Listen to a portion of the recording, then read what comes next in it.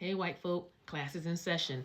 Today, we're going to be talking about ways that white individuals can take an honest, reflective look at themselves and to identify and address racial biases and prejudices. But before I go further, I just want to first thank those of you white people who have reached out in a positive way, thanking me both on TikTok and on my YouTube channel, thanking me for these teachings.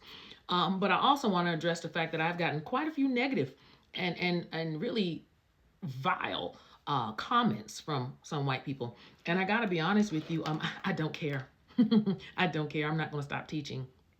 God has anointed me and blessed me with a lot of gifts, and one of them is to teach, and I can teach. I can teach, and I'm good at it, and I can break it down. So, and I enjoy it. I enjoy helping people. And then I've had a few black people reach out and say to me, well, why are you trying to educate people, these white people? They don't want to learn, blah, blah, blah. I'm here to tell you, what I'm going to do my part. See, it's two types of people in this world. Those who sit, bitch, and complain, and those who try to do and make a change. If I change the heart of one white person, I have succeeded in my quest in what I'm doing. So no, I'm not going to stop teaching. I am not going to stop expressing and helping people better understand this thing we call race, bigotry, prejudice, sexism, xenophobia, and everything else that ain't right. So let's get to class, white folk. All right. So we're going to talk about ways that you can look into yourself and identify your racial biases and prejudices. The first is acknowledge that biases exist in everyone.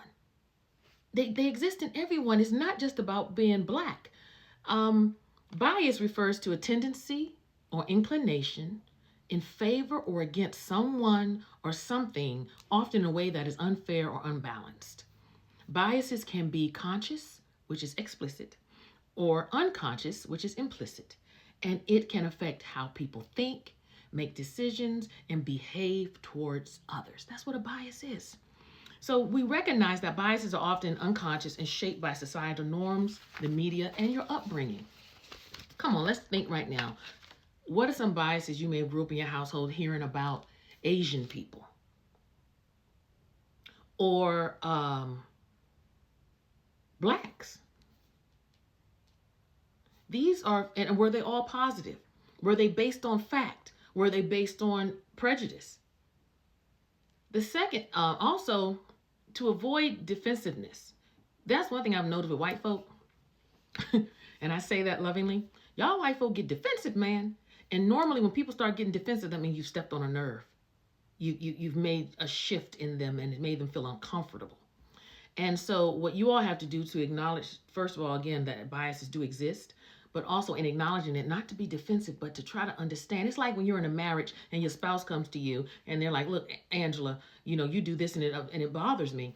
And of course, your first inclination is to defend yourself and get defensive. But when you do that, you're not really hearing what the other person is trying to say, okay? The second way that you can identify and address any biases within you is to educate yourself on racial inequalities. Heck, you're even doing it right now, just listening to me.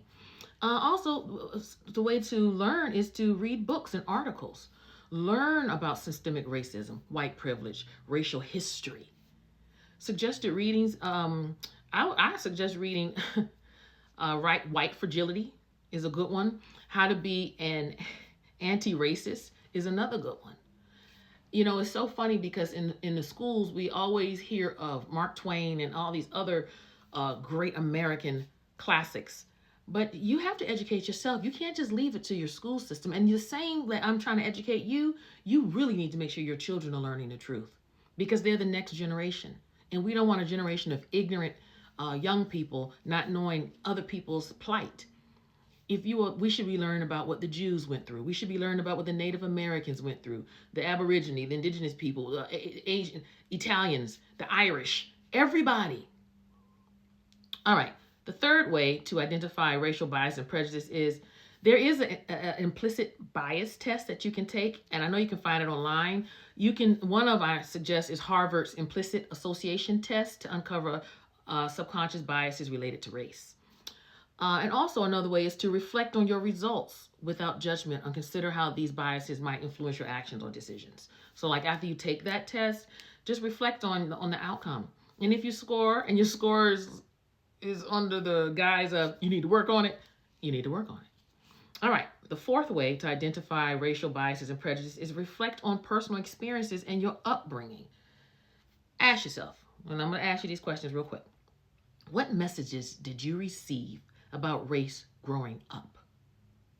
Let's think about it. What did you receive? Were you told all black people are lazy? Was an N-word being thrown around like a volleyball? Or were you taught that to love and respect one another, and that differences exist, and that were you taught about the real injustices about black people? Were you just taught they need to just get over it?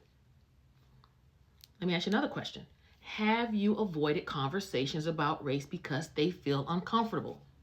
That's another thing y'all white folk do. You run to the hills quickest way to get a white person to run to the hills is to start bringing up race. It happened. Okay, let's be honest. Slavery happened. Jim Crow laws happened. Segregation happened. When are we going to just embrace it? You don't wait if you really want to heal this nation from the scars. Start the healing from the scars of slavery, of enslaving African people. Admit it. Admit that America fucked up. It's like when you are in a relationship and the other person cheats. Don't gaslight. Yo, just be honest. I fucked up. Admit it. That at least shows that you care and you acknowledge. But you keep gaslighting us and telling us everything else. It makes us not trust you. We don't trust white folk much anyway because it's in our DNA not to. Because, hey, never really worked out too good for my people in Africa. Okay. Now, last question I want to ask you. Do you have meaningful relationships with people of different racial backgrounds? If your whole crew all your life has been white and just one little sprinkle of one black in there, I know it, and I know this for a fact. We black people are more accepting of other races and cultures than most of you white folk are of us. And that's the truth. We see it every Sunday at church. Black folk swarming to these churches with white pastors. How many white folk are swarming to churches with black pastors? I'll wait.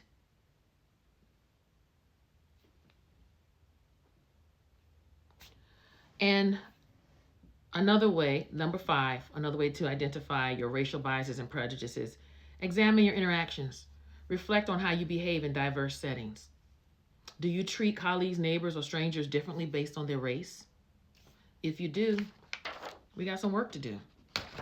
Have you ever made assumptions about someone's intelligence, competence, or worth based on their appearance? It's not just about the color of their skin. Many of you all, you see someone who may be trans and you just assume. Or you look at someone who may have a disability and you just assume. See, this hits everybody. Do you interrupt or dismiss the perspectives of people of color more frequently than you do of white people? We're just taking a righteous judgment of ourselves, y'all. That's all we're doing, white folk. I'm going to stop with that because that is 5 of them. And I'll do a second video with the other 5. But I just want you all to just know that if you're listening to me, you're trying. Now, I'm not going to let you off the easy, you understand? Because we got a long ways to go in this thing called race relations. But if each one can teach one, then hey, I'm here for it. All right, so white people, I'm glad you enjoyed it. And for all the other people who watch it, I'm thankful for everybody who watches my videos, who like, share, and subscribe to my YouTube channel and to my TikTok. And hey, at the bottom, if y'all like my quote, mini lectures, buy a sister some coffee. You see under there it says, buy me some coffee. I love coffee. Give a little. All right? I'll talk to you soon. Be blessed. And sisters, keep drinking your water and minding your black business.